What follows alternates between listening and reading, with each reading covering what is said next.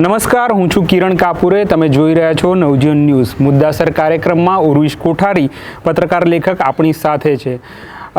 હાલમાં થોડા દિવસો પૂર્વે જ રામનાથ ગોયંકા મેમોરિયલ લેક્ચર થયો ને એમાં વડાપ્રધાન નરેન્દ્ર મોદી એક સ્પીચ આપી અને તેમાં તેમણે અંગ્રેજોની ગુલામી હજુ સુધી આપણે વેઠી રહ્યા છે એવી વાત કહી.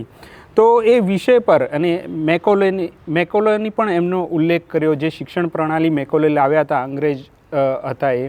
તો એ વિશે આપણે ઉર્વિશભાઈ સાથે વાતચીત કરવી છે.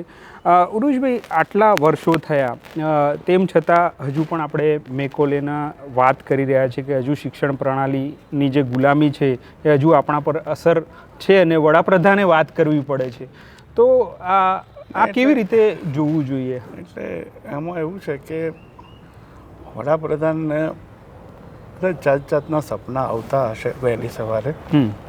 એટલે પછી કોઈ એક સવારે એમને મેકોલેનું સપનું આવ્યું હશે એટલે એ ભૂલી ગયા કે ભાઈ મેકોલેને 200 વર્ષ ભૂલી નથી ગયા. મને તો યાદ કરાયું કે 2035માં 200 થશે. તો આ છે ને મેકોલેની શિક્ષણ પદ્ધતિનું નામ દેવું એક ફેશન છે. ખાસ કરીને સંઘની વધારે ફેશન છે. બીજા બધા કરતા હોય છે, હવે નથી કરતા કોઈ. કારણ કે મૂળ જે મેકોલે પર આરોપ હતો એવો હતો કે એણે જે શિક્ષણ પદ્ધતિ આપી 200 વર્ષ આશરે પહેલાં, એ કારકુનો પેદા કરે એવી હતી. અને એમ કે જે ભારતીય પરંપરાનું શિક્ષણ હતું એ મેકોલે ખતમ કરી નાખ્યું અને કારકુની મગજવાળા માણસો પેદા થાય, વિદ્યાર્થીઓ પેદા થાય એવું એણે શિક્ષણ રાખ્યું, જેથી એ કારકુનો જે અંગ્રેજી રાજ હતું એને એક રીતે એના પૂર્જા બને અને એને આગળ ધપાવે. એ આરોપમાં જે તે વખતે કંઈક તથ્ય હતું. એની જોડે આપણે એ પણ યાદ રાખવું જોઈએ કે 1857 કે 50ની આસપાસ બધી યુનિવર્સિટીઓ સ્થપાઈ. એ પછી આપણા બહુ જ બધા મોટા વિદ્વાનો, મોટા લેખકો, સાહિત્યકારો, એ બધા અથવા તો એમાંના ઘણા બધા એ યુનિવર્સિટીઓ જે અંગ્રેજોએ સ્થાપી એનું શિક્ષણ ને એની પેદાશો છે. એનામાંથી જે એક પ્રકારે એમણે બૌદ્ધિકતા મેળવી અને કેળવી અને ભારતની જે અમુક પરંપરાગત વાંચન હતો, એમાં ભારતીય પરંપરાગતનું શિક્ષણ, એની આપણે પછી વાત કરીશું કે એ એટલે આ લોકોના મનમાં શું છે. પણ એટલે પહેલી વાત આ થઈ કે આઝાદી પહેલાં જ એક એવો વર્ગ ભારતમાં, ગુજરાતમાં પેદા થયો કે જે સો કોલ્ડ મેકોલે પદ્ધતિનું શિક્ષણ લીધા પછી પણ સ્વતંત્ર રીતે વિચારતો થયો, સ્વતંત્ર બુદ્ધિવાળો થયો, ભારતીય મૂલ્યોને છોડ્યા વગર અંગ્રેજી મૂલ્યોનું જે સારાપણું હતું, કોઈ એક મૂલ્યોનો સેટ આખો સારો કે ખરાબ નથી હોતો. એટલે બંનેમાંથી જે સારું હોય એ વ્યક્તિની વિવેક બુદ્ધિ પર આધાર રાખે છે. અને એ પ્રમાણે કહેવાતી મેકોલેની કેળવણીમાંથી પણ બધું ખાસા પ્રમાણમાં એની મૂળ અસર તો થઈ હશે, પણ પછી ધીમે ધીમે કરતાં એ પકડ ઓછી થઈ. આઝાદી પહેલાં સારા માણસો થયા ભણતરમાંથી, અને આઝાદી પછી તો આજે ભાઈ આપણે આ બધું અમૃત મહોત્સવને બધું ઉજવીને બેઠા 75 વર્ષ. બધી જ સરકારો આવી ગઈ. શરૂઆતની સરકારો, ખાસ કરીને નહેરુએ જે ઉચ્ચ શિક્ષણની સંસ્થાઓ સ્થાપી, એમાં મેકોલે ક્યાં હતા? IITઓ સ્થપાઈ, બીજી અનેક સંસ્થાઓની હું વાત નથી કરતો, બહુ જ બધી સ્થપાઈ છે અને એની યાદીઓ અવારનવાર આવતી હોય છે નહેરુના પ્રધાન તરીકે. પણ IITઓની આપણે વાત કરીએ તો IITઓ સ્થપાઈ, એ IITઓમાં ભણેલા શરૂઆતની બેચના લોકોમાંથી ઘણા અમેરિકા ગયા અને સિલિકોન વેલી અને જે આઈટીનું આખું ક્ષેત્ર છે એમાં એક પ્રકારે પાયાના લોકોમાં એવા ઘણા હતા જે IITવાળા હતા. તો શું તમે એમને પણ મેકોલેવાળા કહેશો? એટલે મુદ્દો એમ છે કે મેકોલે છે એ એક બહુ સગવડિયું નામ છે અને લોકોમાં એક નકલી, બનાવટી અને જૂઠ્ઠા ગૌરવની અને શરમની લાગણી, આ શરમ ને ગૌરવનું મિક્સચર છે ને, એ મોદીને, ભાજપને, RSSનું એક વિશેષતા છે કે એક સાથે તમારામાં શરમ ને ગૌરવ બેય જગાડવું. એટલે મેકોલેથી શરમ જગાડવાની અને ભારતીય પરંપરાનું નામ માળા જપીને ગૌરવ, અને બેય ખોટા હોય. અને આ જે મેકોલેની વાત આવે છે તો એ 200 વર્ષ પહેલાં મને લાગે છે એમની શિક્ષણ પ્રણાલી આવી હશે. તો એના પહેલાં ભારતીય શિક્ષણ કેવું હતું? એટલે એ સમય કે પાન ઇન્ડિયા એવું કશું, એ તો આમ તો ભારત દેશ જ નહોતો એવી રીતે જે રીતે અત્યારે જોઈએ છે, પણ એવું કશું હતું કે આપણી શિક્ષણ પદ્ધતિ કહેવાય કે મેકોલે આવ્યો અને એણે આ શિક્ષણ પદ્ધતિ ધ્વસ્ત કરી નાખી, એવું કશું કહી શકાય? હું એવું સમજું છું કે અંગ્રેજી નિશાળો શરૂ થઈ એ પહેલાં દેશી નિશાળો હતી, જેને ધૂળી નિશાળ કહેવામાં આવતી. અને તમે એક કહેવત સાંભળી હશે કે ઠોઠ નિશાળિયાને વતરણા ઝાઝા. આ વતરણા એટલે શું? તો કે ભાઈ સ્લેટ પેન તો હતા નહીં, એટલે નિશાળમાં પાટલા હોય લાકડાના, એ પાટલા પર ધૂળ પાથરવાની, ધૂળનું લેયર, અને લાકડાનો ટુકડો હોય અણીવાળો, એનાથી એ ધૂળમાં લખવાનો. એ લાકડાનો જે ટુકડો હતો ને એ વતરણનો, એટલે એમ કે ઠોઠ નિશાળિયાને વતરણા ઝાઝા. તો શું શીખવાડે 5-7 ધોરણ સુધીમાં? શું શીખવાડે? તો કે ભાઈ બેઝિક ભાષા શીખવાડે, નામું શીખવાડે. અને એટલે તમને એક જૂની કહેવત યાદ કરાવો કે આપણા ભણતરની હાઈટ કઈ? તો કે ભણે ગણે તે નામું લખે, ના ભણે તે દીવો ધરે. એટલે ભણે ગણે એ શું કરે? બહુમાં બહુ તો કે નામું લખે. એટલે જે જૂના શિક્ષણ કે જૂના શાસ્ત્રો કે જૂની સંસ્કૃત ભાષા કે એ બધાનો જે અભ્યાસ છે, એ ઉચ્ચ સ્તરનો અભ્યાસ તો ક્યારનો મરી પરવાર્યો હતો. એટલે અંગ્રેજો જ્યારે આવ્યા ત્યારે કંઈ ભારતના વિદ્યાધામો ધમધમતા હતા અને એમણે બધું ખતમ કરીને અંગ્રેજી થોપી દીધું એવું નથી. આપણી બહુ જ બધી પ્રજા બેસિક લેખન વાંચનમાં હતી ને કેટલાક તો એમાંય નહોતા. એટલે તમે આઝાદી વખતે ભારતનો સાક્ષરતા દર જુઓ તો બહુ નવાઈ લાગે ને બહુ રડવું આવે એવો છે. તો એવા સંજોગોમાં અંગ્રેજો આવ્યા અને એમણે પોતાની શિક્ષણ પ્રણાલી લઈને આવ્યા અને એના વિષયો, એની ટેક્સ્ટ બુક, ભાઈ દલપતરામની કવિતાઓ અને નર્મદની કવિતાઓ બી અંગ્રેજી શિક્ષણમાં ભણવામાં આવતી હતી ટેક્સ્ટ બુકમાં. એટલે એવું નહોતું કે એમાં ભાઈ નકરા, અને અંગ્રેજોએ કારકુનો પેદા કરવા માંડ્યા. એની પહેલાં ભારતમાં બધા વિજ્ઞાનીઓ જ પેદા થતા હતા અને અંગ્રેજોએ આવીને બધું કાપી નાખ્યું કારકુનો, એવું નહોતા. એક નવી પદ્ધતિ એમણે સ્થાપિત કરી શિક્ષણની, જે એડવાન્સ લેવલની હતી, જે પહેલાં મેં કીધું એમ નામું લખવાની જે હાઈટ હતી એનાથી આગળ જનારી હતી. તો એમાં એમનો રસ વધારે પ્રશ્નો પૂછનારા, વધારે જિજ્ઞાસા જેનામાં પેદા થાય એવા નાગરિકો તૈયાર કરવાનો અંગ્રેજોનો નહોતો. એમને જે સરકારને નોકરી કરે એવા લોકો ખપતા હતા, એટલે એમણે ઊભું કર્યું. અને એમાં પણ શિક્ષણની મજા જ આ છે કે તમે ગમે તે કારણસર એને શિક્ષણ આપો ને એ જો સરખું હોય ને તો એની અસરો તમે ધારી હોય એના કરતાં વધારે થાય. તમારી પહોંચમાં ના રહે, તમારી પકડમાં ના રહે. એટલે જે અંગ્રેજી, એટલે તમે વિચાર કરો કે ગાંધીજી અંગ્રેજો સામેની લડતનું સૌથી ઉત્તમ ઉદાહરણ છે. એ અંગ્રેજી ભણીને અંગ્રેજો સામે લડતા હતા. હવે કોઈ એવું કહી શકે કે ના ભણ્યા હોત તોય લડતા હોત, પણ મુદ્દો એ છે કે અંગ્રેજોની પદ્ધતિમાં એ જે ભણ્યા એનો આશય તો મેકોલે વાળો નહોતો. આપણા કવિ કહે છે તેમ, તો એનો આશય મેકોલે વાળો હતો. પણ થયું શું? મેકોલે કોર્સ ડિઝાઇન કરી શકે, હા, પણ એની છોકરા પર થનારી અસર એ ડિઝાઇન ના કરી શકે. એ શિક્ષણની એક ઓર્ગેનિક પ્રક્રિયા છે. તો આ પ્રકારે, એટલે એવું નહોતું કે અંગ્રેજો આવ્યા ત્યારે તો ભારતમાં તક્ષશિલા અને નાલંદા ચાલતા હતા અને બધું ધ્વસ્ત કરી નાખ્યું અને બધાને કારકુન બનાવી દીધા. પણ એક આપણે આઝાદ થયા અને પછી જે આપણી શિક્ષણ પદ્ધતિ હતી અને એના પછી જવાહરલાલ નહેરુએ આવી બધી સંસ્થાઓ સ્થાપી અને જેના કારણે અમેરિકા અને એ બધા દેશોમાં આપણા બહુ જ બધા એવો વર્ગ ગયો કે ત્યાં આઈટી સેક્ટરમાં કે બીજા ઘણા બધા ડૉક્ટરો ગયા. તો એને કેવી રીતે હવે તમે એવું કહી શકે કે ભાઈ આ માનસિક ગુલામી છે? ખરેખર તો એનાથી ના જ કહેવાય, માનસિક ગુલામી નથી. બીજું આમાં કેવું છે મુદ્દો કે એમણે રામનાથ ગોયંકામાં એમ કહ્યું કે ભાઈ સ્મૃતિ વ્યાખ્યાનમાં કે ભાઈ આપણે એમ કે ભારતીય શિક્ષણની મૂલ્યો કે પ્રણાલીઓ કે જે કંઈ આપણે કહીએ તે લાવવું છે એમ.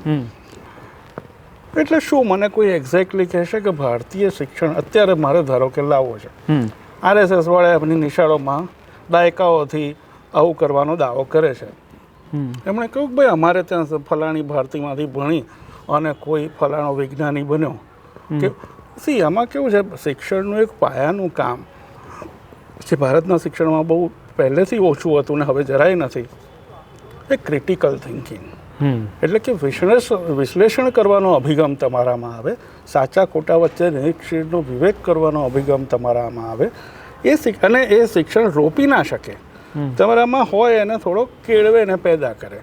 તો હવે આ લોકો, મેં કીધું ને કે આમનું ગૌરવ બી ખોટું ને શરમ બી ખોટી. એટલે કે ભારતીય લાવો. આમને તમે પૂછો ભારતીય શિક્ષણ પ્રણાલી એટલે શું, તો કે છે વૈદિક ગણિત. હવે વૈદિક ગણિતને વેદ જોડે કોઈ લેવા દેવા જ નથી. એ એકથી વધારે વાર સાબિત થઈ ચૂકેલી વસ્તુ છે.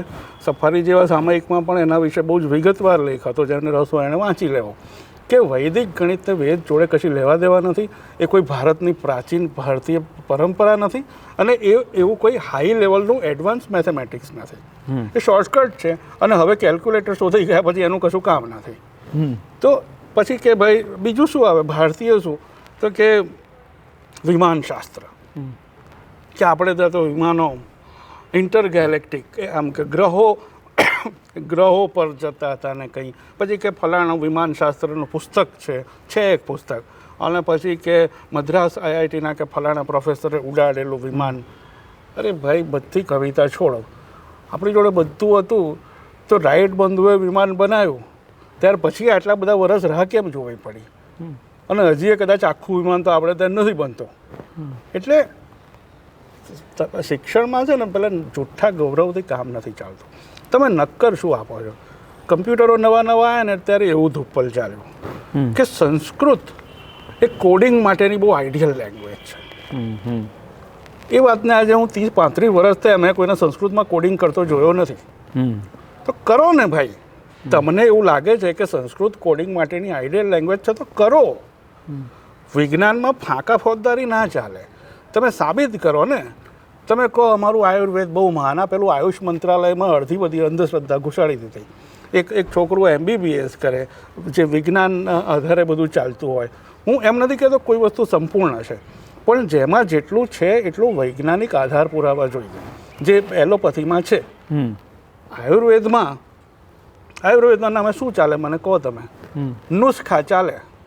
તમે કોઈ બી આમ કંઈ બી પૂછો હળદરથી શું થાય એટલે 25 ગુણો બોલી જશે. તમને એવું થાય કે ચાલુ હવે દુનિયામાં હળદર ખાઈને રહીએ, બીજા કશાની જરૂર જ નથી મેડિસિનની, હળદરથી એઇડ્સ બી મટી જાય એવું કોઈ કેમ તમને નવાઈ નહીં લાગે. મુદ્દો એમ છે કે એક સમયે અમુક 100 વર્ષ પહેલાં ભારતમાં સુશ્રુત ને ચરક જેવા નિષ્ણાત વૈદ્યો થઈ ગયા, જે લોકો સર્જરી કરતા હતા. અને એ સર્જરીના સાધનોનો ફોટો છે, ચિત્રો છે. તો એનો કોઈ ઇનકાર જ નથી. હવે મુદ્દો એ છે કે તમે એ પાછું લાવી શકવાના છો. અને કોઈ બી વિદ્યાને પુનર્જીવિત કરવી હોય તો એને જૂના માળખામાં એના હાડપિંજર સાથે ના કરાય. તમારે મૂળ એનો જે આશય હોય એ પકડી અને નવા જમાના પ્રમાણે એનું નવસર્જન કરવાનું હોય. એના માટે દૃષ્ટિ જોઈએ, એના માટે અભ્યાસ જોઈએ, વિદ્યાભ્યાસંગ જોઈએ, અને પશ્ચિમનું ખરાબ ને આપણું સારું આવી સંકુચિતતા ના ચાલે. હવે તમે ક્રિટિકલ થિંકિંગની વાત કરી એના પરથી કે અત્યારની જે શિક્ષણ પદ્ધતિ છે એમાં તો NCERTના જે પુસ્તકો છે એમાંથી કેટલીક ઇતિહાસની વાતો કાઢી નાખવામાં આવે છે.